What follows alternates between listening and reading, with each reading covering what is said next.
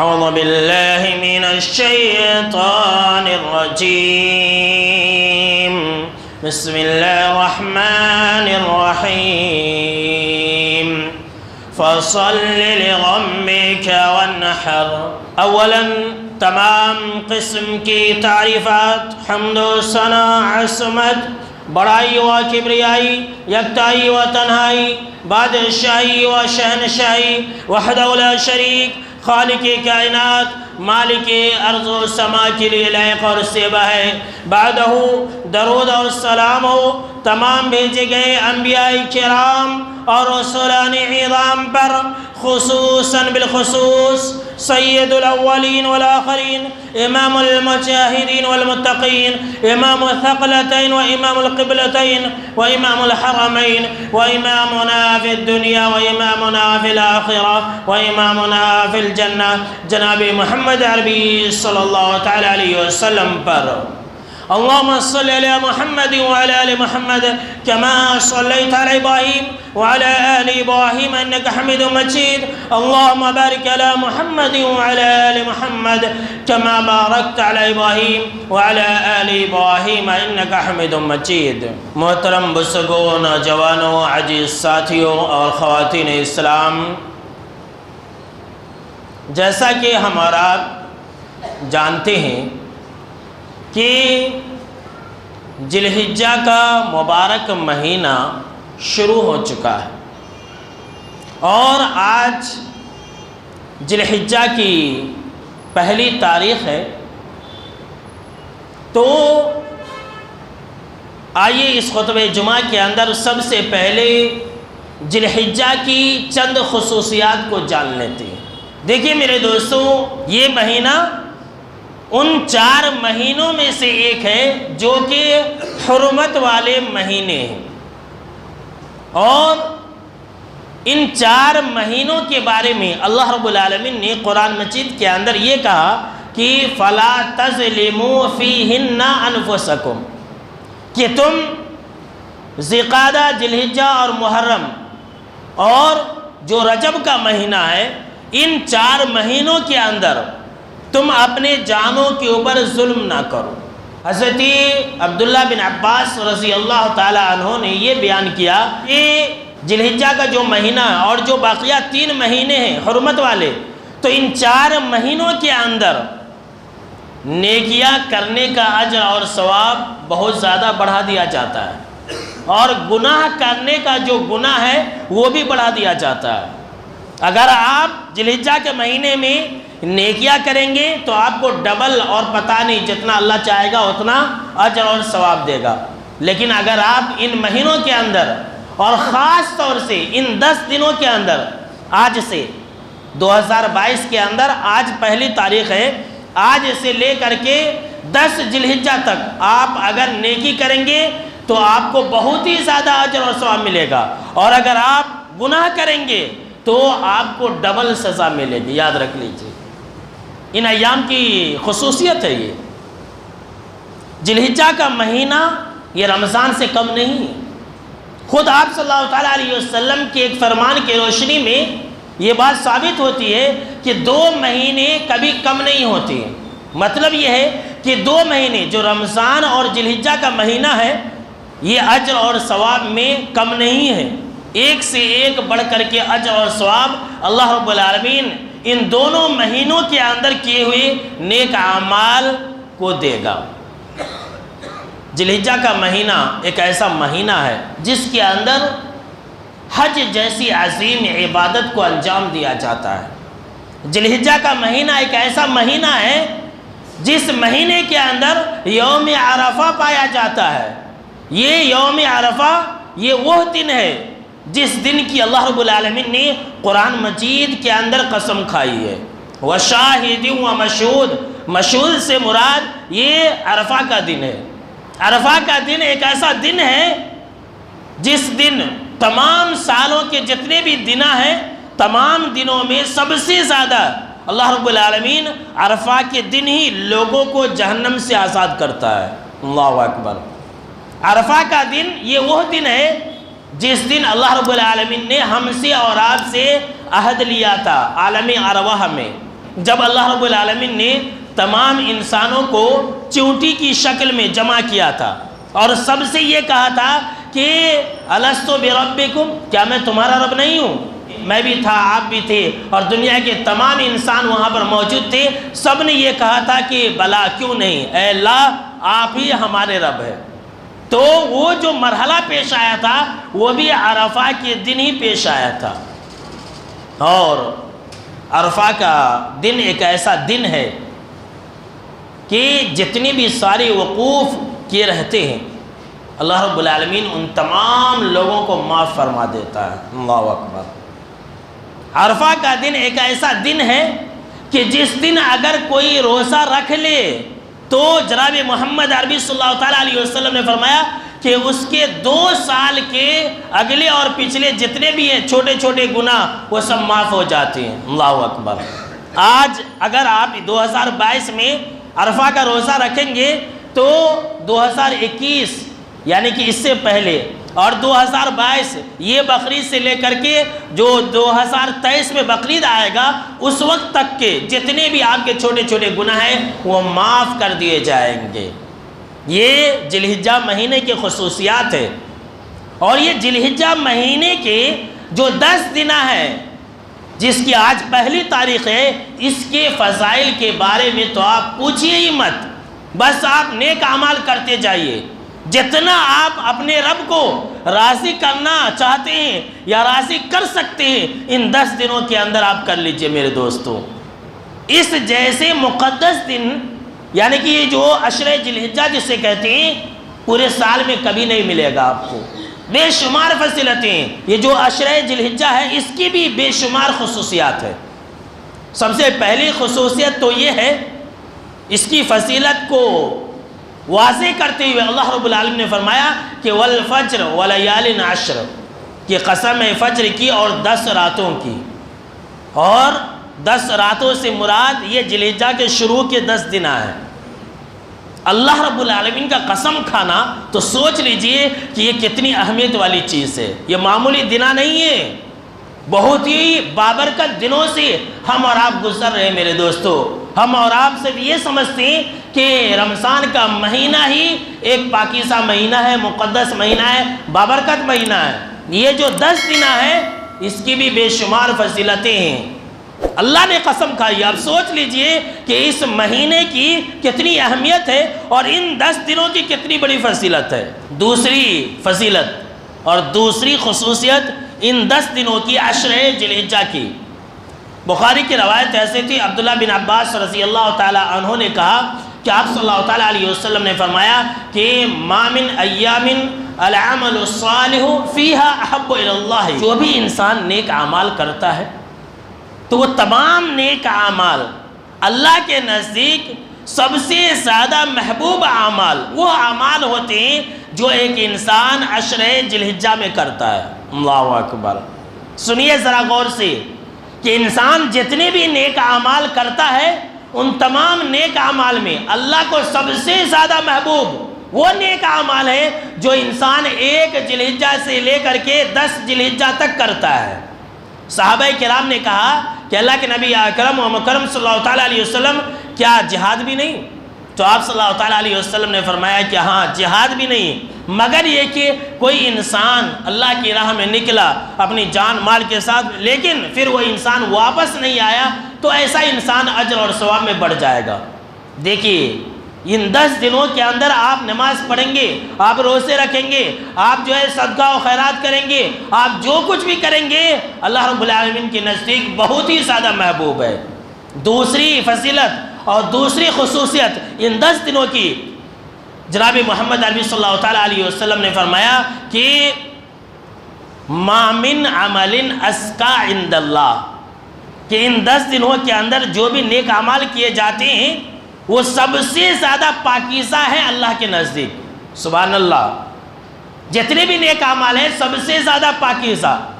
Number 3 اسی حدیث کے اندر آگے آپ صلی اللہ تعالیٰ علیہ وسلم نے فرمایا وَلَا أَعْظَمُ أَجْرًا مِنْ خَيْرٍ يَعْمَلَهُ فِي عَشْرِ الْأَضْحَىٰ، کہ سب سے زیادہ اجر اور ثواب اس عمل پر ملتا ہے ایک انسان کو جو عمل ایک انسان عشرہ ذی الحجہ میں کرتا ہے۔ جتنے بھی نیک اعمال ہیں سب سے زیادہ اجر اور ثواب، وَلَا أَعْظَمُ أَجْرًا کا لفظ ہے کہ سب سے زیادہ اجر اور ثواب اللہ رب العالمین ایک انسان کو ان عملوں پر دیتا ہے، عطا کرتا ہے جو ایک انسان عشرہ ذی الحجہ میں ادا کرتا ہے۔ چوتھی فضیلت، آپ صلی اللہ تعالیٰ علیہ وسلم نے فرمایا کہ افضل من ایام الدنیا، اللہ اکبر۔ حضرت جابر رضی اللہ تعالیٰ عنہ اس حدیث کے راوی ہے، مسند احمد کی روایت ہے۔ آپ نے کہا کہ دنیا کے جتنے بھی دن ہیں ان تمام دنوں میں سب سے زیادہ افضل دن یہ عشرہ ذی الحجہ کے دن ہیں۔ سبحان اللہ، کتنی بڑی فضیلت ہے۔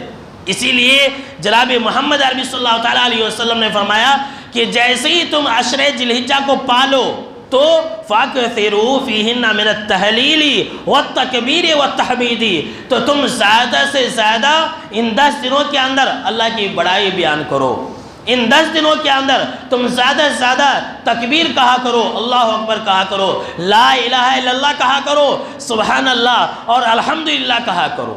ان 10 دنوں کے اندر اللہ کے ذکر کو بلند کرنی چاہیے۔ ہر ایک انسان کے لیے ضروری ہے کہ ان 10 دنوں کے اندر انسان اللہ کی بڑائی زیادہ بیان کرے، ذکر الہی میں زیادہ مصروف رہے، نیکیاں زیادہ کرے اور برائیوں سے بچے۔ اگر آپ برائی اور دنوں کے اندر کریں گے تو کم آپ کو سزا ملے گی، لیکن یہ جو 10 دن ہے اگر ان 10 دنوں کے اندر اگر آپ گناہ کریں گے تو آپ کو ڈبل سزا ملے گی، یاد رکھ لیجئے۔ لہٰذا جہاں تک ہو سکے، جہاں تک آپ کی طاقت ہے، آپ اللہ رب العالمین کو خوش کرنے والے اعمال ہی انجام دیجئے ان 10 دنوں کے اندر اور برائی سے توبہ کر لیجئے۔ یہ بہت ہی بابرکت دن ہے۔ حافظ ابن حجر رحمۃ اللہ علیہ نے اس بات کی وضاحت کی ہے کہ آخر ان 10 دنوں کی اتنی زیادہ فضیلت کیوں ہے؟ جو عشرہ ذی الحجہ ہے، ان 10 دنوں کی اتنی زیادہ فضیلت کیوں ہے؟ تو انہوں نے کہا کہ ان 10 دنوں کی فضیلت اس لیے اتنی زیادہ ہے کہ ان 10 دنوں کے اندر ایک ساتھ اتنے زیادہ نیک اعمال انجام دیے جاتے ہیں، اسلام کی اہم عبادتیں اتنے زیادہ ان 10 دنوں کے اندر انجام دیے جاتے ہیں کہ ایک ساتھ اتنی عبادتوں کا جمع ہونا سال کے بقیہ دنوں کے اندر یہ ناممکن ہے۔ جیسے دیکھیے یہ جو 10 دن ہیں، ان 10 دنوں کے اندر قربانی ہے، آپ قربانی بقیہ دنوں کے اندر نہیں کر سکتے۔ ان 10 دنوں کے اندر یوم عرفہ بھی ہے، اس کی بہت بڑی فضیلت کو ابھی آپ نے سنا۔ ان 10 دنوں کے اندر حج جیسی عظیم عبادتوں کو بھی انجام دیا جاتا ہے، اور حج ایک ایسی عبادت ہے جو آپ کبھی بھی ادا نہیں کر سکتے ہیں ذی الحجہ کے مہینے کے علاوہ۔ محرم میں، ربیع الاول میں، رمضان میں آپ جو ہے حج ادا نہیں کر سکتے۔ حج کے لیے ذی الحجہ کا مہینہ ہونا ضروری ہے۔ دیکھیے ذی الحجہ کی ایک خصوصیت یہ بھی ہوئی کہ اس مہینے کے اندر حج جیسی عظیم عبادت کو انجام دیا جاتا ہے، تو گویا کہ ایک ساتھ حج، قربانی، روزہ اور نماز اور دیگر جتنی بھی عبادتیں وہ سب جمع ہو جاتی ہے۔ یہی وجہ ہے کہ ان 10 دنوں کی بہت ہی زیادہ فضیلت ہے۔ اور ایک بات کی میں وضاحت کر دوں، ویسے تو اس سے پہلے بھی میں نے بیان کیا تھا کہ اب آپ کے ذہن و دماغ کے اندر یہ ڈاؤٹ آئے گا کہ ہم تو یہ سنتے تھے کہ رمضان کے آخری عشروں کی بہت زیادہ فضیلت ہے، اب آپ یہ بیان کر رہے ہیں کہ بقرعید کے جو 10 دن ہیں اس کی بہت زیادہ فضیلت ہے۔ تو ان دونوں کے درمیان میں ایک تطبیق بھی ہے جو کہ علامہ امام ابن تیمیہ رحمۃ اللہ علیہ نے دیا ہے کہ دونوں احادیث کے درمیان میں تطبیق اس طرح سے ہے کہ پورے سال میں اللہ کے نزدیک دنوں میں جو سب سے زیادہ محبوب ہے اور سب سے زیادہ اجر اور ثواب والے دن ہے اور سب سے زیادہ پاکیزہ ہے وہ ہے عشرہ ذی الحجہ کے دن، یعنی کہ دن ڈے جسے کہتے ہیں۔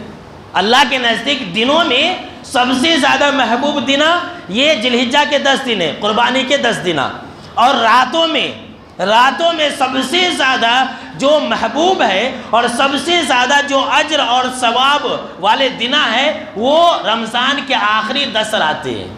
تو راتوں میں رمضان کا مہینہ آ گیا اور دنوں میں یہ 10 ذی الحجہ کے دن ہیں۔ دونوں کی اپنی اپنی ایک الگ خصوصیت ہے اور ایک الگ الگ فضیلت ہے، اور ان 10 دنوں کی کچھ زیادہ ہی فضیلت ہے کہ ہم اور آپ ان 10 دنوں کے اندر اللہ کی عبادت اور بندگی زیادہ سے زیادہ کیا کریں میرے دوستوں، صدقہ و خیرات۔ اور ان 10 دنوں کے اندر روزہ بھی آپ رکھ سکتے ہیں۔ بہت سارے ہمارے ایسے احباب جماعت ہیں الحمدللہ جو 1 ذی الحجہ سے لے کر کے 9 تاریخ تک یعنی کہ 9 ذی الحجہ تک روزہ رکھتے ہیں۔ الحمدللہ بہت اچھی بات ہے۔ آپ صلی اللہ تعالیٰ علیہ وسلم سے بھی ایسا ثابت ہے، ابو داؤد کے اندر ہے کہ آپ صلی اللہ تعالیٰ علیہ وسلم 9 ذی الحجہ کے روزے یہ رکھا کرتے تھے۔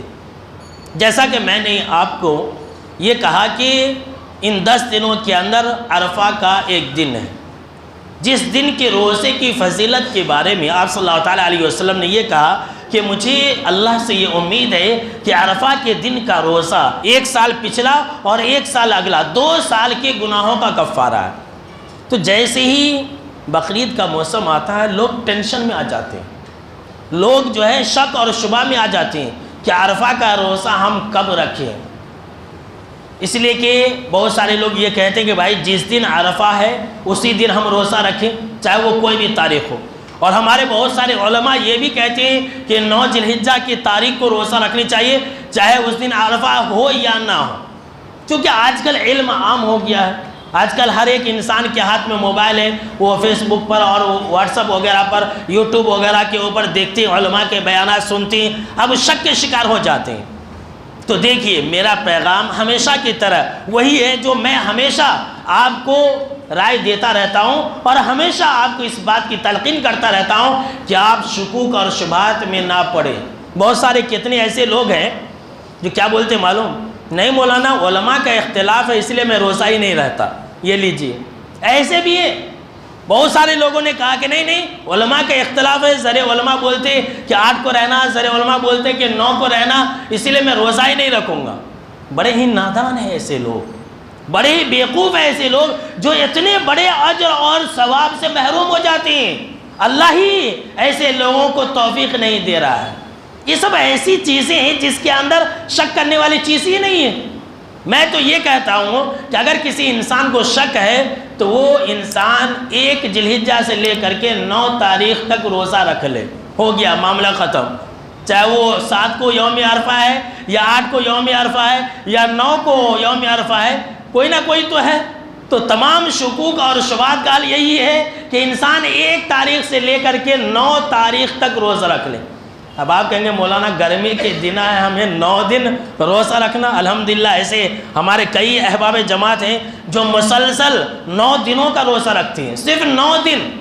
بہت سارے لوگ یہ سمجھتے ہیں کہ 10 دن کا روزہ ہوتا ہے اور قربانی کے دن بھی روزے کی نیت کر لیتے ہیں، اور یہ سمجھتے ہیں کہ نہیں جو قربانی کے جانور کا گوشت ہے اسی سے روزہ توڑنا، بالکل ہی غلط ہے۔ عید کے دن روزہ رکھنا حرام ہے۔ عید بولے تو پھر آپ رمضان مت چلے جائیے، بقرعید مطلب بقرعید کے دن ان دونوں عیدوں میں، چاہے وہ عید الاضحیٰ ہو یا پھر جو ہے عید الفطر ہو، ان دونوں عیدوں میں روزہ رکھنا حرام ہے۔ آپ روزے کی نیت بھی نہیں کر سکتے، تو 9 دن ہی روزہ ہوگا۔ تو بہرحال دیکھیے شکوک اور شبہات میں نہ پڑیے۔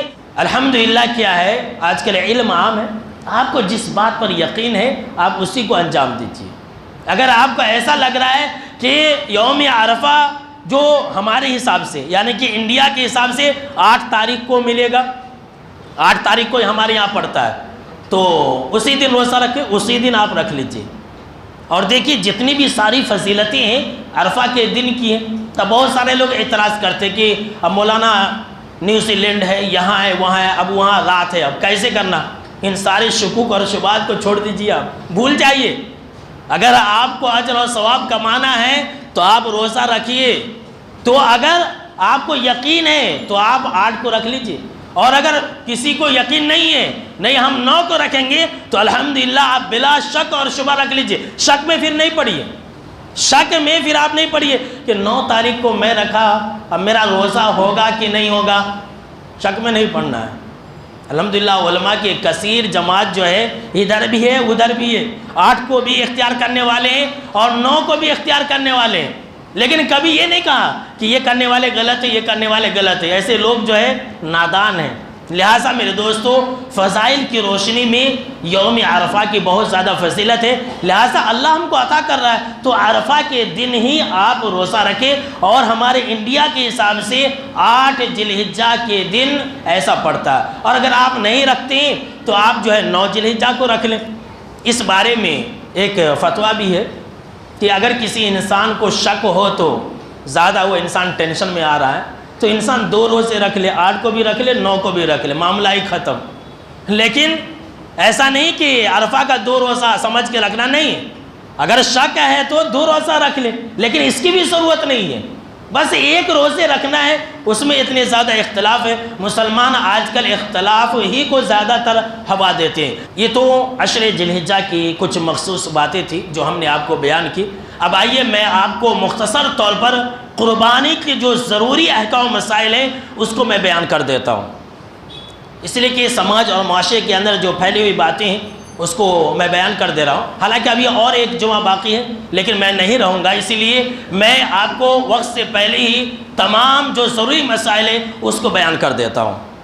سب سے پہلی چیز یہ ہے کہ دیکھیے، قربانی ایک عبادت ہے، ذرا غور سے سنیے اور سب لوگ یاد رکھ لیجئے، اس لیے کہ اس کی آج کل بہت زیادہ ضرورت ہے کہ قربانی ایک عبادت ہے، اور عبادت کو آپ اخلاص کے ساتھ انجام دیجئے، یہ سب سے اہم بات ہے۔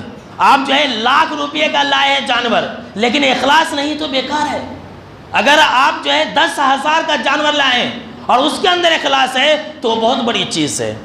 آج کل قربانی کے اندر لوگوں نے ریاکاری کو شامل کر لیا، تو کتنے کا لایا، تو کتنے کا لایا، اتنا کا لایا، اتنا دبلا پتلا لایا، اس کا جانور دیکھ بہت موٹا تازہ ہے۔ لوگ کیا کر رہے ہیں، لوگ اپنے جانور کی سیلفی لے کر کے اپنے اکاؤنٹ پر ڈال رہے ہیں، یعنی کہ فیس بک اور یوٹیوب اور انسٹاگرام اور ٹویٹر کے اوپر، یہ دیکھو میرا جانور ہے۔ اب ایک جو انسان ہوتا بولتا ماشاءاللہ کتنے میں لیے بھائی، بہت زبردست ہے، وہ فلاں کا تو تمہارے جانور کے سامنے میں کچھ بھی نہیں ہے۔ انسان کی قربانی گئی، قربانی قابل قبول نہیں ہے۔ آپ کی وہی قربانی قبول ہوگی جو آپ اللہ کے لیے کریں گے، اور اللہ نے اسی بات کا حکم دیا کہ فَصَلِّ لِرَبِّكَ وَانْحَرْ، کہ اللہ کے نبی اکرم و مکرم صلی اللہ تعالیٰ علیہ وسلم آپ اپنے رب کے لیے نماز پڑھیے اور قربانی کیجئے، رب کے لیے ہونی چاہیے۔ یہ نہیں کہ لوگوں کو دکھلانے کے لیے، لوگوں کو خوش کرنے کے لیے، گوشت کھانے کے لیے قربانی نہیں ہے، یہ اللہ کو خوش کرنے کے لیے۔ ہم اور آپ تو پورے سال بھر کھاتے ہی رہتے ہیں، اور کتنا کھائیں گے۔ دیکھیے ابھی پرسوں ہی ہمارے بھائی کہہ رہے تھے، میں نے درس میں بھی بتلایا کہ ایک آدمی کہہ رہا تھا کہ میرا جو جوائی ہے، میرا جو داماد ہے، وہ بڑے کا گوشت نہیں کھاتا ہے، اسی لیے میں یہ سال جو ہے بکرے کا قربانی دے رہا ہوں۔ حالانکہ میں ہر سال بڑے کا دیتا تھا، لیکن اس سال میں چھوٹا جانور لایا ہوں، اس لیے کہ میرا جو جوائی ہے، داماد ہے، وہ بڑے کا نہیں کھاتا، چھوٹا کھاتا، اس لیے قربانی دے رہا ہوں۔ آپ کی قربانی اسی وقت قبول ہوتی ہے جب آپ جانور خرید رہے ہوتے ہیں، چاہے وہ ایک حصہ ہو یا پھر ایک جانور ہو۔ کس نیت سے آپ خرید رہے ہیں، آپ کا مقصد کیا ہے؟ کیا آپ اللہ کو خوش کرنا چاہتے ہیں یا پیٹ بھرنا چاہتے ہیں، یا پھر آپ نام کے لیے قربانی کر رہے ہیں؟ اسی وقت قابل قبول ہو جاتی ہے یا پھر اسی وقت رد کر دی جاتی ہے۔ لہٰذا آج کل فتنوں کا دور ہے، آج کل سیلفی کا دور ہے، آج کل جو ہے موبائل کا دور ہے، اپنی نیکیوں کو عام کرنے کا دور ہے۔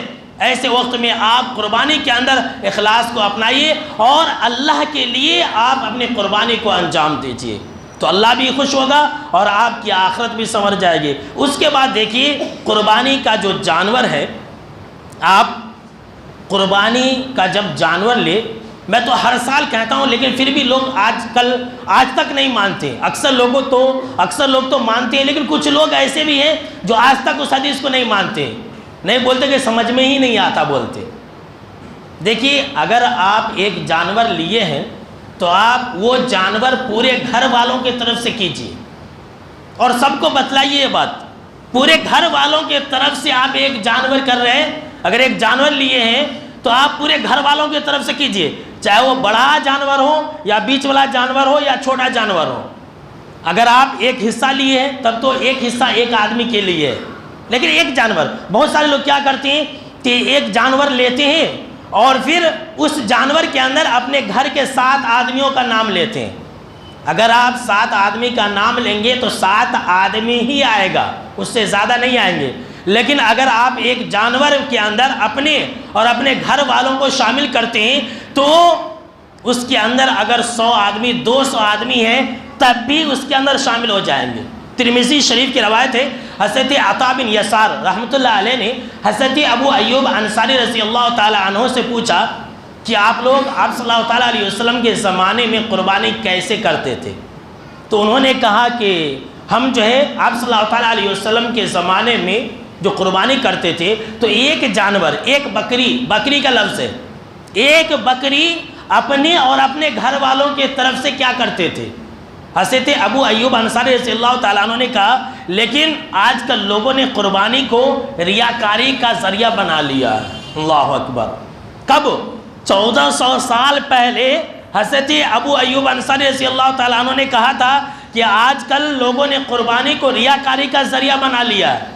تو آج 1400 سال کے بعد جو ہے لوگوں نے اس قربانی کے ساتھ کیا کیا کیا ہے، ذرا سوچ لیجئے کتنے ریاکار ہو گئے ہیں آج کل لوگ۔ لہٰذا میرے دوستو آپ اللہ کے لیے کیجئے، اور ایک جانور کے اندر پورے گھر والے آئیں گے اور آتے، یہ یقینی بات ہے، جو اس کے خلاف کہتا ہے وہ انسان جھوٹا ہے۔ ایک حصے کے اندر نہیں آتے ہیں، ایک حصے کے اندر پورے گھر والے شامل نہیں ہوں گے، ایک آدمی۔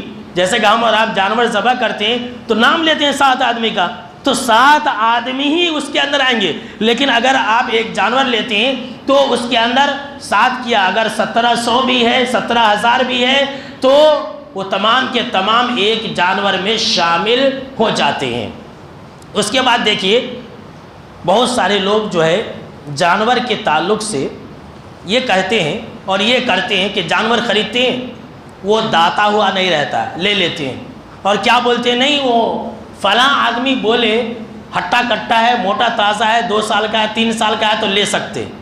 میرے دوستو آپ میری ایک ہی بات یاد رکھنا کہ یہ دین نہ ہمارا ہے نہ آپ کا ہے، نہ کسی عالم کا ہے نہ کسی ملا کا ہے، بلکہ یہ دین اللہ اس کے رسول صلی اللہ تعالیٰ علیہ وسلم کا ہے۔ یہ قربانی کے اندر وہی چلے گا جو اللہ نے کہا ہے اور جو آپ صلی اللہ تعالیٰ علیہ وسلم نے کہا ہے۔ آپ صلی اللہ تعالیٰ علیہ وسلم نے یہ کہہ دیا کہ لا تذبحوا الا مسنۃ، کہ تم صرف اور صرف دانتا جانور ہی ذبح کرو۔ قربانی کے لیے دانتا جانور کیا ہے؟ شرط ہے۔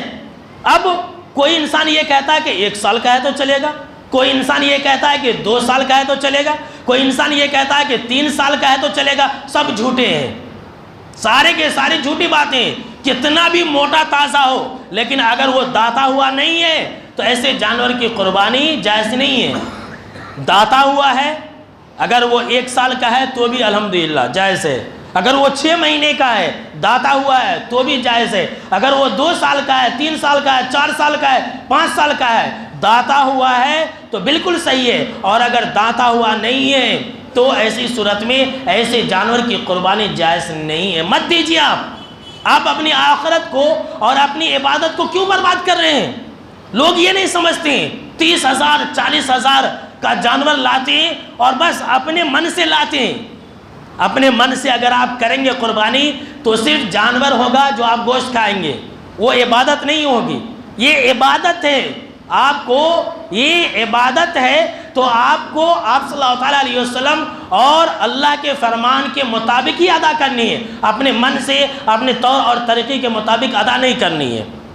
اسی طرح سے یہ 2 مسئلے ہو گئے۔ تیسرا مسئلہ اس سلسلے میں یہ ہے، چونکہ آج کل ہم اور آپ جان رہے ہیں کہ حالت خراب ہے، لوگوں کو قربانی کرنے کی وجہ سے کئی پریشانیوں کا سامنا کرنا پڑ رہا ہے، تو بہت سارے لوگ آج کل یہ رائے مشورہ دے رہے ہیں کہ آپ جو ہے قربانی مت کیجئے، قربانی کا پیسہ صدقہ کر دیجئے۔ پوسٹر بھی نکال رہے ہیں، مسجد کو دے دیجئے، مدرسے کو دے دیجئے۔ یہ بالکل ہی غلط ہے، حرام اور ناجائز ہے، یہ قربانی نہیں ہے، یہ تو دین کو مٹانا ہے، یہ دین کو مٹانا ہے۔ کل ہو کر کے ایک انسان فتویٰ نکالے گا بھائی آپ حج کو جا رہے ہیں، کیوں حج کو جاتے ہیں؟ غریب بچی کی شادی ہو رہی ہے، آپ حج کو مت جاؤ، 4 لاکھ روپیہ غریب بچی کی شادی میں لگا دو۔ کل کو کوئی انسان کوئی نیک عمل کرے گا، بولے گا کہ بھائی آپ وہ کیوں کر رہے ہیں، آپ زکوٰۃ جو ہے مت نکالو، اس کی جگہ پر آپ روڈ بنا دو، غریبوں کی مت مدد کرو۔ یہ اس طرح سے اسلام کے احکام کو بدلنا ہے۔ قربانی یہ ایک مالی عبادت ہے، اور جانور ہی آپ کو ذبح کرنی ہے، مال دینے سے نہیں چلے گا۔ آپ غریبوں کو پیسہ دے دیں گے تو نہیں چلے گا میرے دوستو، اس کے اندر جو ہے آپ کو جانور ذبح کرنا ضروری ہے۔ آپ اس طرح کی باتوں میں بالکل ہی نہ آئے۔